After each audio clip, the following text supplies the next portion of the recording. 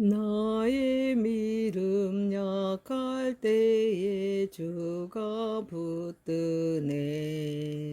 마귀 나를 깨일 때에 주가 붙드네.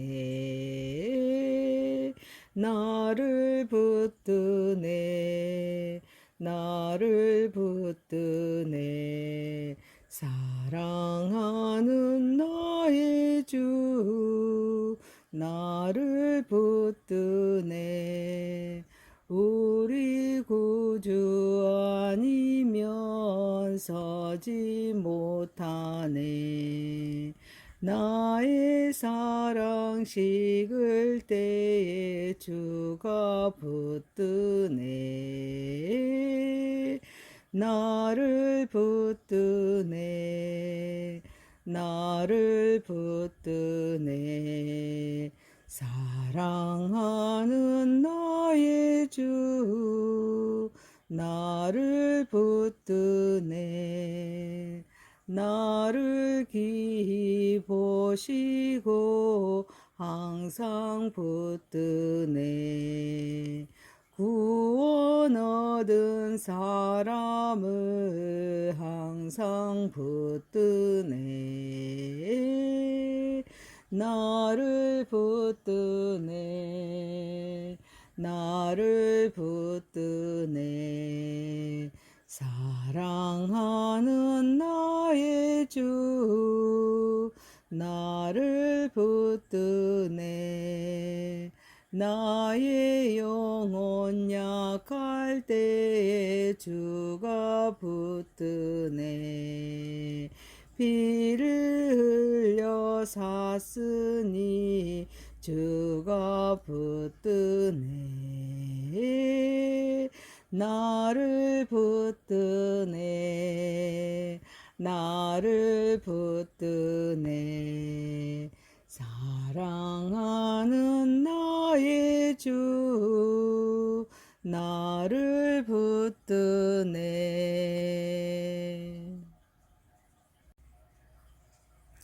전능하사 천지를 만드신 하나님 아버지를 내가 믿사오며 그 외아들 우리 주 예수 그리스도를 믿사오니 이는 성령으로 잉태하사 동정녀 마리아에게 낳으시고 본디오 빌라도에게 고난을 받으사 십자가에 못 박혀 죽으시고 장사한 지 사흘 만에 죽은 자 가운데서 다시 살아나시며 하늘에 오르사 전능하신 하나님 우편에 앉아 계시다가 저리로서 산 자와 죽은 자를 심판하러 오시리라.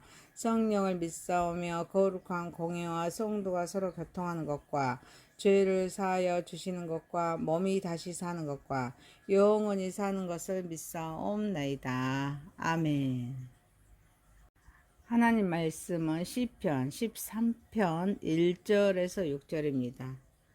여호와여 어느 때까지니까 나를 영원히 잊으시나이까? 주의 얼굴을 나에게서 어느 때까지 숨기시겠나이까? 나의 영혼이 번민하고 종일토록 마음에 근심하기를 어느 때까지 하오며 내 원수가 나를 치며 자랑하기를 어느 때까지 하리이까? 여호와 내 하나님이여 나를 생각하사 응답하시고 나의 눈을 밝히소서.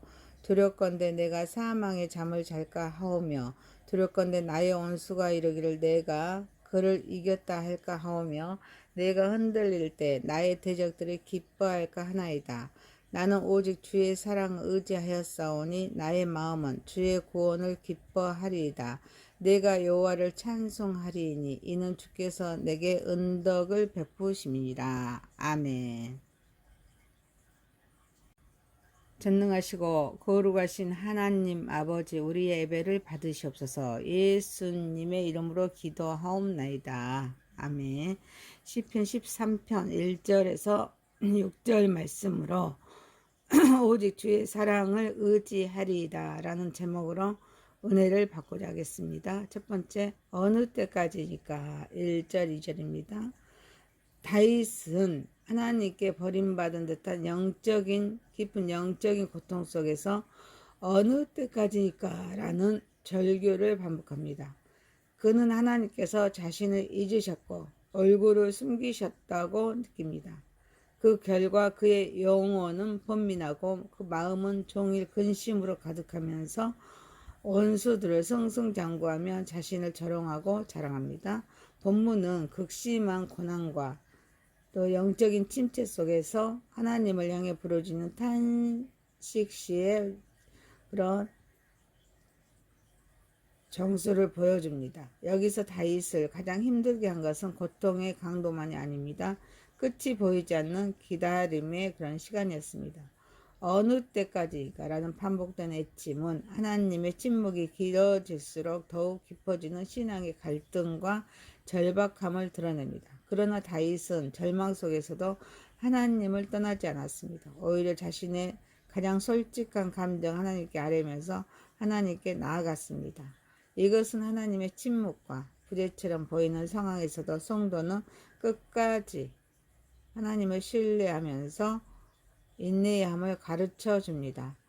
또한 하나님께서 얼굴을 숨기시는 것처럼 느껴지는 순간조차도 하나님의 구속 역사와 선하신 계획 안을 있음을 믿어야 합니다. 오늘날 우리는 즉각적인 응답과 빠른 성공에 익숙한 시대를 살아갑니다. 그래서 기도의 응답이 조금만 늦어져도 하나님께서 나를 잊으셨다고 쉽게 생각하기 쉽습니다. 그러나 응답이 지연되는 침묵의 시간, 역시 하나님께서 우리의 믿음을 연단하시고 성숙하게 하시는 정상적인 신앙의 과정임을 기억해야 합니다. 그러므로 고난 앞에서 괜찮은 척하거나 믿음이 적은 척 자신을 포장하지 말고 다윗처럼 하나님 어느 때까지니까 너무 힘듭니다 라고 정직하게 하나님께 아뢰어야 합니다. 사람을 향한 원망은 죄가 되지만 하나님을 향한 탄식은 믿음의 기도가 됩니다.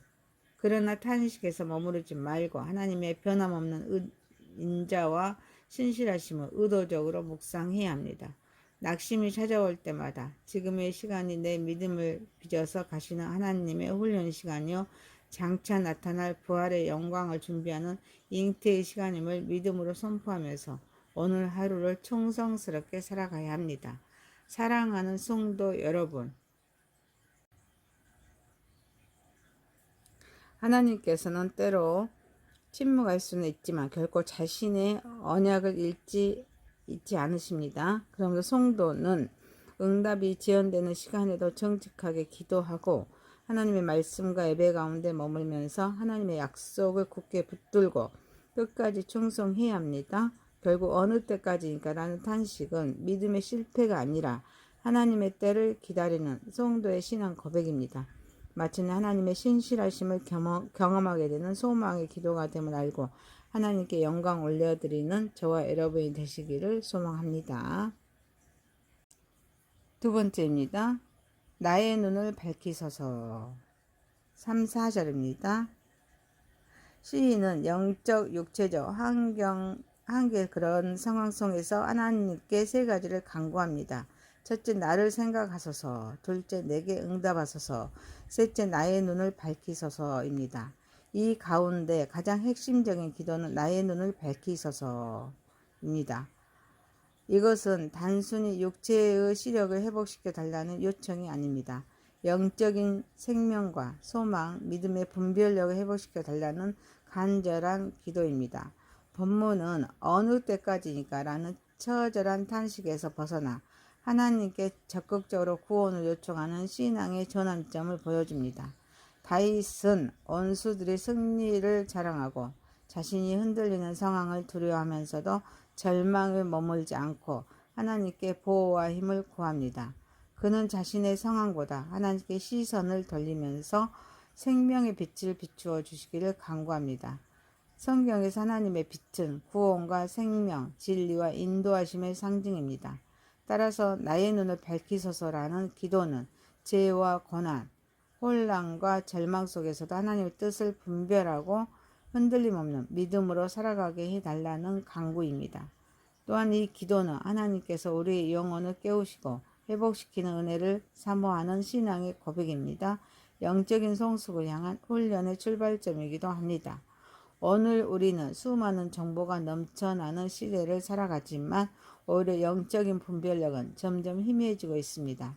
돈, 성공, 명예, 쾌락과 끝없는 염려, 미디어의 홍수 속에서 영적인 눈이 흐려지고 자신도 모르는 사이에 영적인 무감각과 영적인 수면 상태에 빠지기 쉽습니다. 그렇기에 나의 눈을 밝히소서라는 기도는 오늘을 살아가는 우리 그리스도인에게 가장 절실하고도 우선되어야 할 기도의 제목입니다. 그러므로 말씀을 펼치기 직전이나 하루를 시작할 때마다 이렇게 기도하십시오. 하나님, 오늘도 세상의 가치관에 제 눈이 흐려지지 않게 하시고 하나님의 뜻과 섭리 그리고 임재를 분명히 볼 수 있도록 제 영적인 눈을 밝혀 주옵소서. 또한 하나님의 침묵 속에서도 빛을 잃지 않고 환경의 변화보다 먼저 영적인 시야의 회복을 구하게 하옵소서.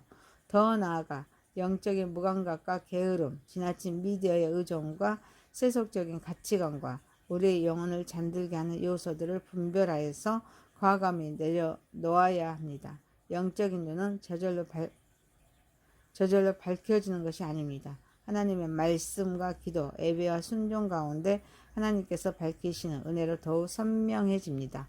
사랑하는 성도 여러분, 예수 그리스도는 세상의 빛이십니다. 그분 안에 있는 우리는 빛의 자녀입니다. 그러므로 우리의 영적인 눈이 더욱 밝아져서 하나님을 깊이 알고 그분의 약속을 굳게 붙들면서 장차 이루어질 부활과 하나님의 나라를 소망해야 합니다. 또한 그리스도의 빛을 세상에 비추어서 죄와 절망 가운데 있는 사람들이 생명의 빛을 발견하도록 섬기고 사랑하는 삶을 살아가야 합니다. 이것이 나의 눈을 밝히소서라는 기도가 우리 삶 속에 맺어야 할 가장 아름다운 열매임을 알고 하나님께 영광 올려드리는 저와 여러분이 되시기를 소망합니다. 세 번째입니다. 오직 주의 사랑을 의지하리이다. 5절 6절입니다. 오직 주의 사랑을 의지하리이다. 이 고백은 다윗이 극심한 고난과 절망의 한 가운데서도 하나님의 변함없는 사랑과 인의를 전적으로 신뢰하는 믿음의 선언입니다. 그는 눈앞의 현실이 아니라 언약을 끝까지 지키시는 하나님의 사랑을 붙들었고 또 아직 구원이 눈에 보이지 않는 상황에서도 하나님의 구원을 기뻐하면서 그 은혜와 긍휼을 찬양합니다. 본문은 시편 13편의 이대한 대단원이자 영적인 그런 절정입니다. 탄식으로 시작했던 시는 마침내 확신과 찬양으로 끝을 맺습니다.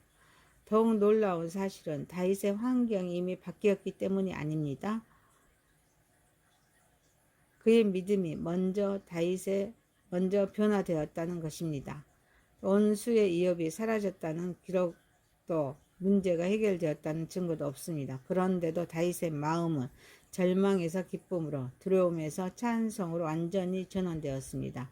그 변화의 중심에는 하나님의 헤세드 곧 변함없는 언약적인 사랑이 있었습니다. 다윗은 더 이상의 자신의 감정이나 환경을 바라보지 않았습니다. 인간의 능력이나 상황의 변화도 의지하지 않았습니다. 오직 끝까지 신실하신 하나님의 사랑을 붙들었습니다. 이것이 바로 신앙의 본질입니다. 믿음은 현실을 부정하는 것이 아니라 현실보다 더 크신 하나님의 성품을 신뢰하는 것입니다. 그래서 다윗은 아직 구원이 이루어지지 않았지만 반드시 이루실 하나님의 약속을 확신하면서 미리 기뻐하고 찬송합니다. 그의 찬양은 응답의 결과가 아닙니다. 믿음의 표현입니다. 하나님과 깊은 관계에서 흘러나오는 신앙의 고백입니다. 오늘날 많은 사람은 우울과 불안, 미래에 대한 염려와 인간관계의 갈등 속에서도 도대체 언제 이 고통이 끝날까라고 탄식합니다. 그러나 시편 13편은 우리의 시선을 문제에서 하나님의 변함없는 사랑으로 옮기라고 초대합니다. 그때 비로소 우리는 절망이란 영혼의 감옥에서 벗어나서 참된 자유를 누릴 수가 있습니다. 그러므로 과거의 삶 속에서 하나님께서 베풀어 주셨던 은혜와 응답 그리고 구원의 순간들을 구체적으로 기억해 보십시오. 하나님의 신실하심의 흔적을 되새길 때 현재의 흔들림 속에서도 믿음을 붙들 수가 있습니다. 또한 문제가 해결되었다는 소식을 기다리기보다는 오늘 먼저 하나님을 찬양하십시오. 방 안에서든 일터에서든 삶의 자리에서든 입술을 열어 하나님을 높이십시오. 감정을 넘어서 믿음으로 드리는 찬양은 우리의 영혼을 새롭게 하고 또 하나님을 바라보는 시선을 회복시키십니다. 아울러 돈과 성공, 인맥과 경험, 자기 능력처럼 하나님보다 더 의지하려 했던 삶의 닻을 내려놓고 오직 주님만을 우리의 반석과 소망으로 삼아야 될 줄 믿습니다. 사랑하는 성도 여러분, 신앙은 환경을 신뢰하는 삶이 아닙니다. 하나님의 변하지 않는 성품을 신뢰하는 삶입니다. 그러므로 하나님의 그런 헤세드 곧 언약적인 사랑을 굳게 붙들고 응답이 아직 보이지 않아도 하나님의 약속을 믿으며 기뻐하고 찬양하십시오. 또한 우리가 받은 그 사랑을 이웃에게 흘려보내면서 섬김과 선교의 삶으로 살아갈 때 우리의 삶은 하나님의 신실하심을 증거하는 살아있는 찬송이 될 것임을 알고 하나님께 영광 올려드리는 저와 여러분이 되시기를 소망합니다. 시편 13편 1절에서 6절 말씀으로 오직 주의 사랑을 의지하리라. 첫 번째 어느 때까지니까, 두 번째 나의 눈을 밝히소서, 세 번째 오직 주의 사랑을 의지하리이다. 전능하시고 거룩하신 하나님 아버지, 응답이 지연되는 시간에도 정직하게 기도하고 말씀과 예배 가운데 머물면서 하나님의 약속을 굳게 붙들고 끝까지 충성하게 하옵소서. 우리의 영적인 눈이 더욱 밝아져서 하나님을 깊이 알고 그분의 약속을 굳게 붙들면서 장차 이루어질 부활과 하나님의 나라를 소망하며 살아가게 하옵소서. 그리스도의 빛을 세상에 비추어 죄와 절망 가운데 있는 사람들이 생명의 빛을 발견하도록 섬기고 사랑하는 삶을 살아가게 하옵소서. 하나님의 헤세드 곧 언약적인 사랑을 굳게 붙들고 응답이 아직 보이지 않아도 하나님의 약속을 믿으며 기뻐하고 찬양하게 하소서. 우리가 받은 그 사랑을 이웃에게 흘려보내며 섬김과 선교의 삶으로 살아가게 하소서. 우리가 받은 그 사랑을 또 우리의 삶은 하나님의 신실하심을 증거하는 살아있는 찬송이 되게 하옵소서. 예수님의 이름으로 기도하옵나이다. 아멘. 하늘에 계신 우리 아버지여, 이름이 거룩히 여김을 받으시오며 나라의 임하옵시며 뜻이 하늘에서 이룬 것 같이 땅에서도 이루어지이다. 오늘날 우리에게 일용할 양식을 주시옵고 우리가 우리에게 죄 지은 자를 사하여 준 것 같이 우리의 죄를 사하여 주시옵고 우리를 시험에 들게 하지 마옵시고 다만 악에서 구하옵소서. 대개 나라와 권세와 영광이 아버지께 영원히 있사옵나이다. 아멘.